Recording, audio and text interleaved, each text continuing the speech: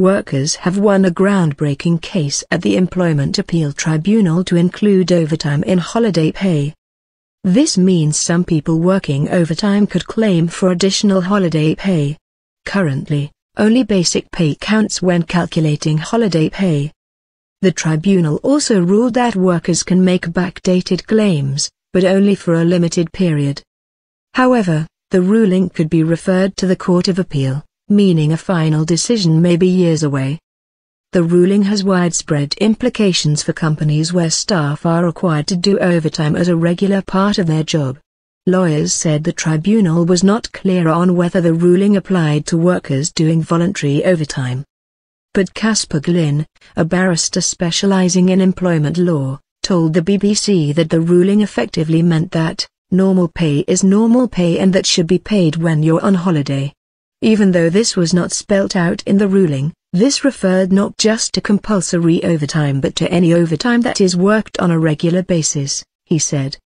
Up until now, some workers who are required to do overtime have been penalized for taking the time off they are entitled to, said Howard Beckett of the Unite Union.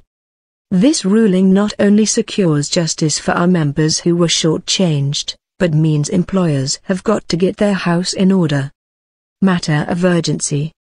The tribunal ruled on 3 cases: road maintenance company Bear Scotland vs Fulton, engineering firm AMEC vs Law and Industrial Services Group Hertel vs Wood. The employees won their original claims and the tribunal has now rejected the company's appeals. The coalition and business groups had argued strongly that overtime should not be included in holiday pay calculations. They were particularly concerned about a raft of back payments potentially going back many years. But backdated claims have been limited, with the tribunal ruling that employees cannot claim more than 3 months after the last incorrect payment. After the ruling, Business Secretary Vince Cable said he would be setting up a task force to assess the impact of the ruling. Government will review the judgment in detail as a matter of urgency, he said. To properly understand the financial exposure employers face, we have set up a task force of representatives from government and business to discuss how we can limit the impact on business.